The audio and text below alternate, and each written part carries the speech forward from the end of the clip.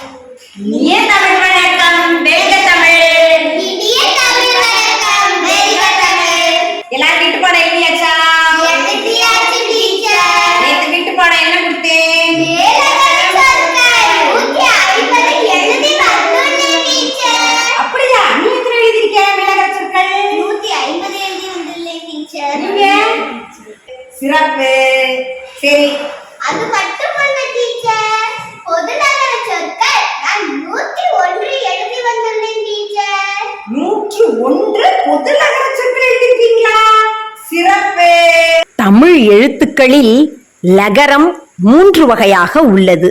மேலோட்டமா நிறைய பேரு இப்படி அதை அடையாளப்படுத்துவாங்க. குண்டுல, குச்சில, தமிழுக்கு வர்றல, பழத்துக்கு வர்றல அப்படி சொல்லுவாங்க.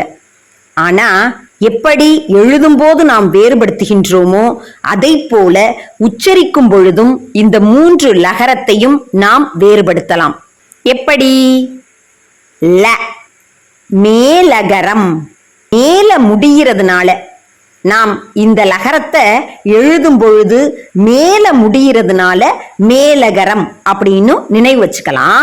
நம்முடைய வாயின் மேல் அன்னத்துல முன் பல்லுக்கிட்ட வச்சு உச்சரிப்பது ல மேலகரம். பலா தலை. இரண்டாவதாக பொதுலகரம். நாம எழுதும் பொழுது கீழே முடிகிறதுனால இது பொதுலகரம் அப்படின்னு சொல்லலாம்.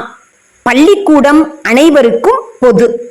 பள்ளிக்கூடத்திற்கு இந்த லகரம் தான் வரும், பொதுலகரம்.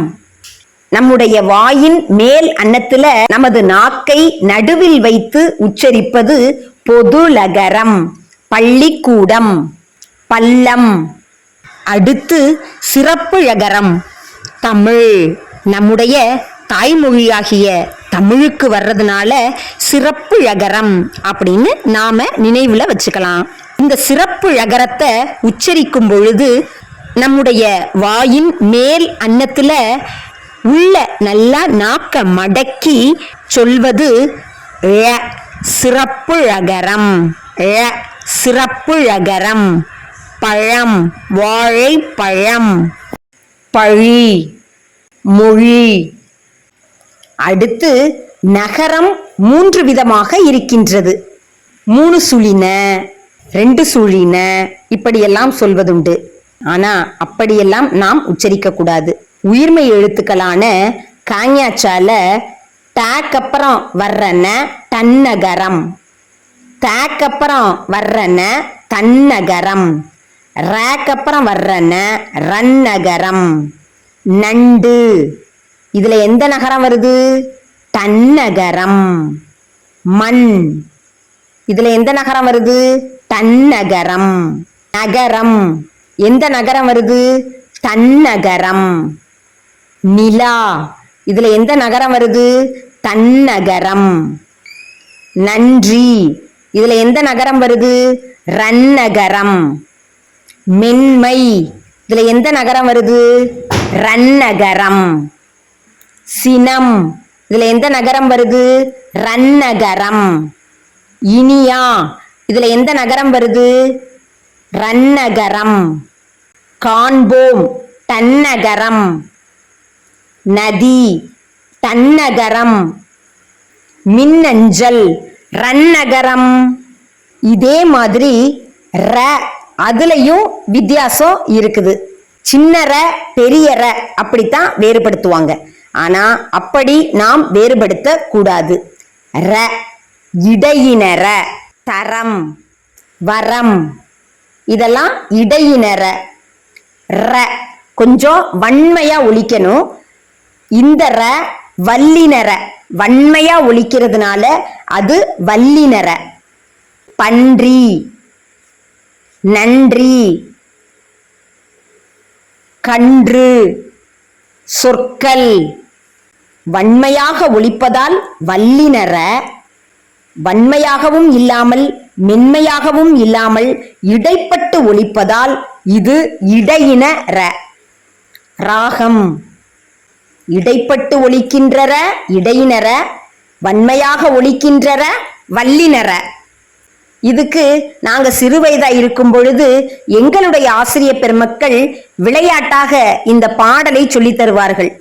கசட தபர வல்லினம் ஞஞன நமன மெல்லினம் யரள வழல இடையினம் யாவரும் இங்கே ஓரினம் என்று எழுத்துக்களையும் சொல்லிக் கொடுத்து அனைவரும் ஏற்றத்தாழ்வுகள் இன்றி ஒற்றுமையாக செயல்பட வேண்டும் என்று அந்த ஒற்றுமையையும் வலியுறுத்தி நம்முடைய ஆசிரியர் பெருமக்கள் பாடம் நடத்தினார்கள். கசட தபர வல்லினம் க ச ட த ப ர இதெல்லாம் வன்மையாக ஒலிக்கக்கூடிய எழுத்துக்கள். அதனால இதுக்கு பேரு வல்லின எழுத்துக்கள்.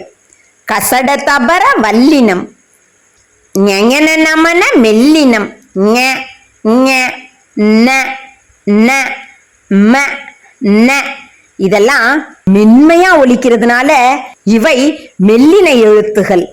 ஞஞன நமன மெல்லினம் யரள வழல இடையினம் வன்மையாகவும் இல்லாமல் மென்மையாகவும் இல்லாமல் இடைப்பட்டு ஒலிப்பது இடையினம். ய ர ல வ ழ ல இவை இடையினை எழுத்துகள்.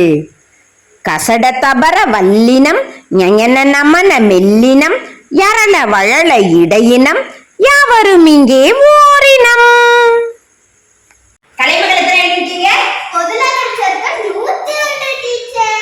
சரி, ஏதாவது ஒரு மேலகர சொல் சொல்லுங்க. மேலகர் சொல் வேலி. சிறப்பு. புதுநகர சொல் ஒண்ணு சொல்லுங்க. பொதுநகர் சொற்கள் பள்ளிக்கூடம் டீச்சர். பொதுநகர் சொற்கள் பள்ளிக்கூடம். சிறப்பு. நீங்க எத்தனை எழுதிருக்கீங்க மேலகர சொற்கள்? மேலகர் சொற்கள் 150 எழுதியிருந்தீங்க டீச்சர். 150. சுபநிகிதா சிறப்பு. புதுநகர சொற்கள் 101 டீச்சர். சிறப்பு. நீங்க மேலகர சொற்கள் எத்தனை எழுதிருக்கீங்க? 50. புதுநகர